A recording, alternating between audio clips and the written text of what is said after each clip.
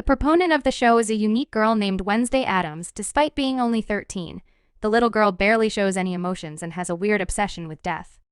She is also infamous for wearing black and white gothic clothing, which everyone finds strange in the first scene. Wednesday arrives at her high school with a creepy look on her face. Inside her locker, she finds her brother Pugsley bound with an apple in his mouth and she shoves him out suddenly. Wednesday has a vision wherein she sees who tortured her brother here. We get to know that she's not a normal child. Wednesday has the ability to see someone's past as well as their future just by touching them. Once she finds out that a group of bullies from the swim team are behind this, she walks into the swimming room with 2 bags full of piranhas. Then she casually unleashes the bloodthirsty piranhas in the pool as the bullies swim for their lives in a horror. Wednesday makes it clear that nobody picks on her brother except her. Cut to the next scene. We're introduced to Wednesday's parents, Morticia and Gomez. The two are fed up with their daughter's shenanigans and have decided to send her to the press. Age's Nevermore Academy. It turns out that all students in this academy have supernatural abilities, and they are taught lessons on how to control them. Morticia and Gomez are also alumni of the same academy, which indicates that they too have superpowers. Meanwhile, a hiker embarks on a solo journey through the woods near the Nevermore Academy. Unfortunately, after just a few minutes, an unknown creature attacks him and finishes him off. The local sheriff wants the mutilated body later and begins surveying the area. Surprisingly, we learned that this grisly murder isn't the first of its kind. There have been numerous similar incidents as of late. Next, Wednesday arrives at the academy and meets Principal Larissa Weems, who seamlessly runs Nevermore. She introduces her to her roommate, Enid, a werewolf who's the polar opposite of Wednesday in every way imaginable. Enid is a down-to-earth girl with vibrantly colored decorations on her side of the room, while Wednesday loves all things black and goth.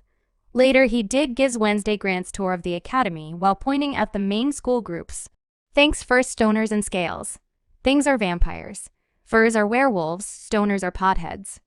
Gorgons, with snakes on their heads, and scales are sirens who have the ability to manipulate people. In it also shows her the most popular girl in school, Bianca Barclay, a gorgeous siren, and her ex-boyfriend Xavier Thorpe, a death artist who can transform his drawings into reality.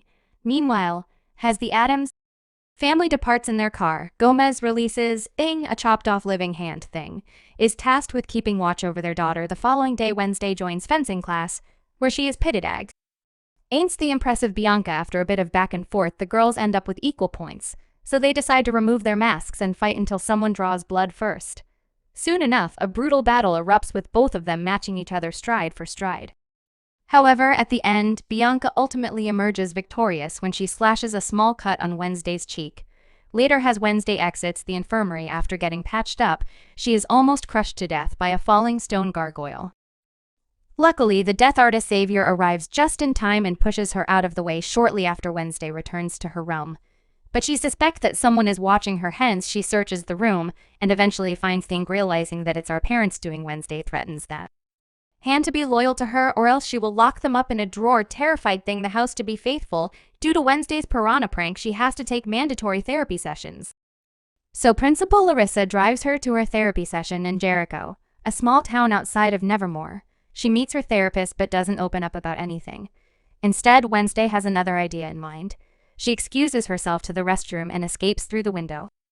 Once outside, she accidentally stumbles into a man. Suddenly, she sees a vision where she witnesses the man's death. Terrified of Wednesday, goes to a nearby coffee shop.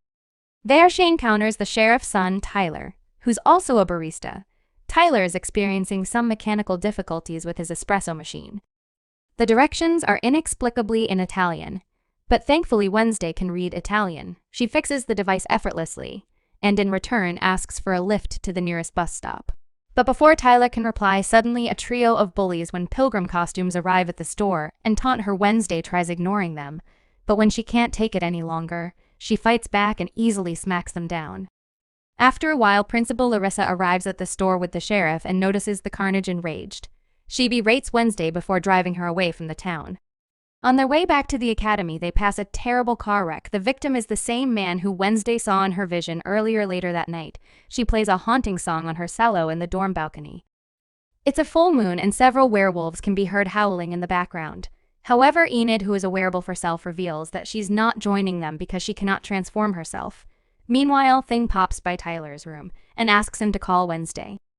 Although terrified, he obliges at the two start video chatting. Wednesday asks Tyler to meet her at the harvest fair the following day, claiming that it will be fun. However, in reality, she just wants to escape the academy. While at the fair, we see Larissa watching over Wednesday like a hawk.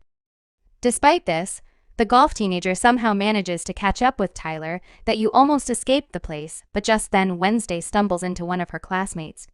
Rowan he immediately runs into the woods, and since Wednesday touched him, she has a vision Rowan has been brutally mauled to death by someone. Terrified, she has a change of heart and goes after him to impart the news. But before she can say anything, Rohan uses his telekinesis ability and secures her high up in a tree. He then reveals that his mother, a powerful SEER, envisioned Wednesday destroying the Nevermore Academy 25 years ago, and it's ruined believes that he has to kill her before anything bad can happen. He then starts choking her telekinetically, Geese at least by her telekinetic dinner first. But suddenly, a massive monster leaps in tears, rolling apart and vanishes into thin air. Wednesday stands over his mutilated body and sees the illustration his mother supposedly drew for soon after. Police officers led by the sheriff begin looking for Rowan's body but are unable to find it, as expected. The sheriff does not believe Wednesday's statement about a monster attack and ruin and thinks it was Nevermore's student. Instead, an officer disrupts their conversation and surprisingly, we see Rowan, who's very much alive. When Wednesday arrives at her room, she notices that her roommate Enid is too preoccupied with the PO Cup competition, an annual boat riding game. Later, she tries talking to Rowan, but Principal Larissa informs her that she has been expelled for a reason she can't share as a result. Wednesday reverts to Plan B and asks Thing to keep an eye on Rowan. The scene then cuts to Iran, who has arrived at the train station with Thing following closely behind after observing the surroundings. He covertly heads to the restroom and changes his appearance into that of an old man. Unfortunately, Thing loses track of him and misses this transformation. Later, the old man changes to Principal Erisa. This reveals that she is actually a shapeshifter, and for some reason she's covering up Rowan's murder. Left with no options, Wednesday ventures into the woods to look for romance murder clues. She is accompanied by Tyler, who is stalking his dad. After a while, she finds Ron's glasses, and as she picks them up, she has a vision. In the vision, she sees a purple book from which Rohan got the drawing. Wasting no time, Wednesday confronts her class teacher about the book, and the latter reveals that it belonged to an old student society called the Nightshays. However, the society has long since disbanded. After school, Wednesday sneaks into Rowan's room to look for the book. She finds a mask underneath his bed, but before she can leave, Xavier arrives. It turns out he is Rowan's roommate. Wednesday quickly hides under the bed, and right then Bianca also arrives to visit her ex. She overhears their conversation and learns that Bianca is planning to crush Enid in the upcoming boat riding competition. Hence, as soon as she returns to her room, Wednesday decides to helping it by joining the competition so that they can take Bianca down the next day. Wednesday needed to gear up for the competition as there are no rules, it is all fair game, and Bianca is using this to her advantage.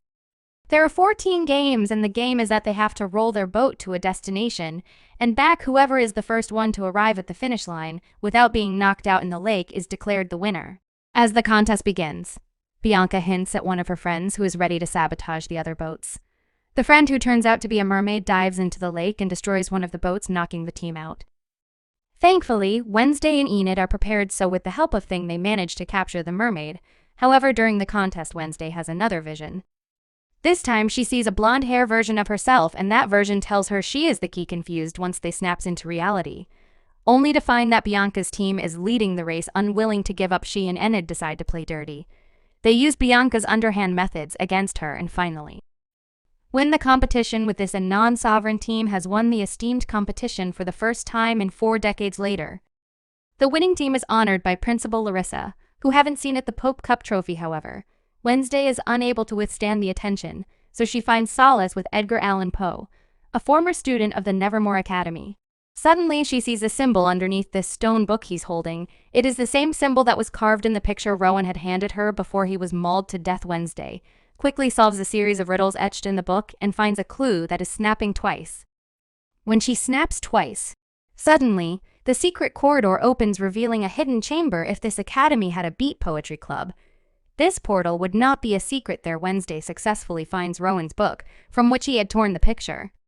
She puts the book in her backpack, but before she can go further, someone thrusts a black sack over her head shortly after. When the sack is taken off, she finds herself surrounded by Bianca, Xavier, and a few more students who are members of the Nightshades Club. Turns out, although the group was previously disbanded, Principal Erisa reinstated it secretly.